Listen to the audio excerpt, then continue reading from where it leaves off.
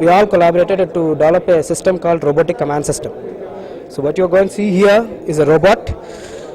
It is mentioned basically for the sake of Mumbai NSG commandos. So the principal concept behind this one is to reduce the time of operation.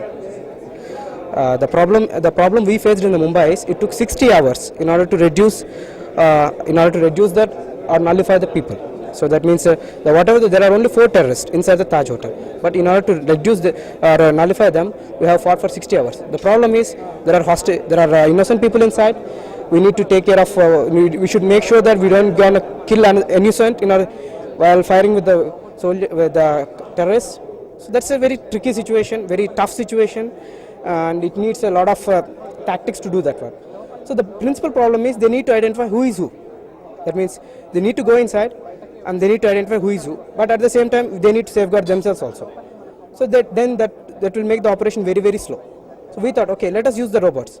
So in the world, there are a lot of people using the robots for this type of operation. But there is a principal problem inside.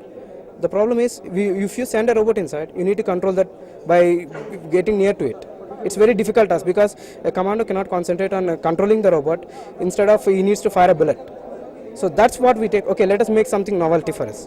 So we took the existing technologies and tried to, okay, this and that, and we came up with this one where a robot will be going inside, commanding will be from the outside or from the Delhi or anywhere in the world. They can do that one.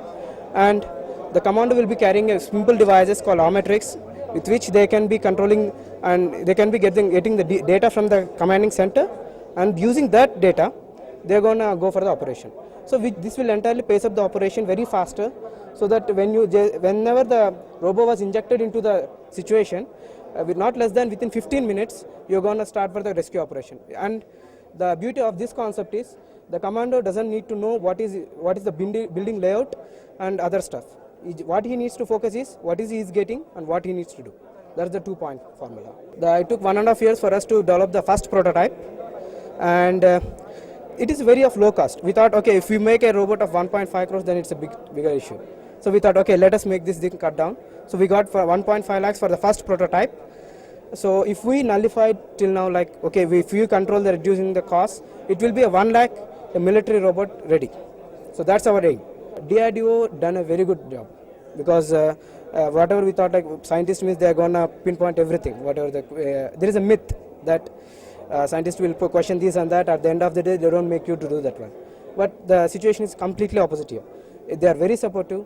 Whenever we got a problem, they said, okay, don't bother, we'll be doing this one, okay, okay sir, suddenly we got this failure, okay, no problem, we'll do other alternative, this is the way.